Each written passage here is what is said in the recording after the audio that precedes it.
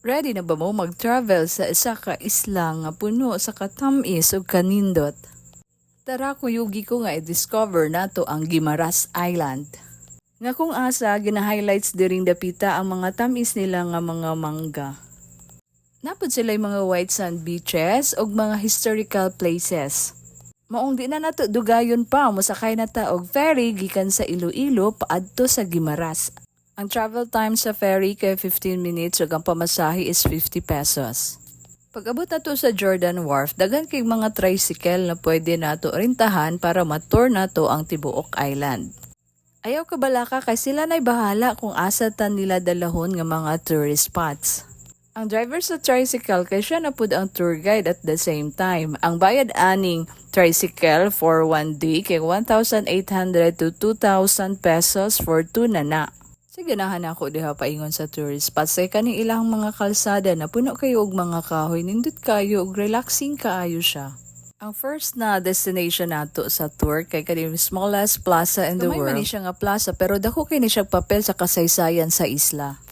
Sunod na pud nato nga adtuan kay kaning Gisi Lighthouse. Gitukod ning Gisi Lighthouse atong 18th century og nagsilbi ning lighthouse nga guide sa mga mandaragat sa Guimaras. Karon isa na ni sa mga tourist destination para sa mga mahilig og history og adventure. Next nato nga destination kay kaning pinaka-popular sa Guimaras kaning windmill sa San Lorenzo. Lawak kayo na ilahang area sa farm tapos kanipod ang gikwaan og energy sa tibuok isla.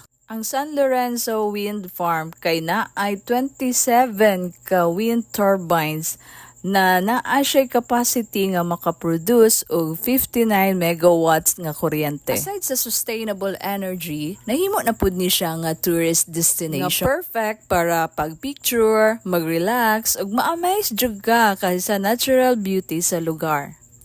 Kung naapa mo'y dakong time, pwede na pud mo mag-side trip sa mga beaches. Ma-amaze jud mo sa kanindot sa ilahang mga beach. Kung gusto pud maka-experience og island hopping, pwede ra kaayo. Na ay Ave Maria nga islet nga pwede maadtuan og ang Turtle Island. Isa pud sa dili nato makalimtan kung moadto ta Guimaras Island kay kaning ilahang mangga. I-try pud jud natog palit sa ilahang mangga nga super jud ka tamis. Di ba askang kanindot ang Guimaras Island? O unsa pa imong gihulat pag-book na paadto sa Guimaras? Kung kani nga video makatabang kanimo, palihog ko og share. Please follow for more travel tips.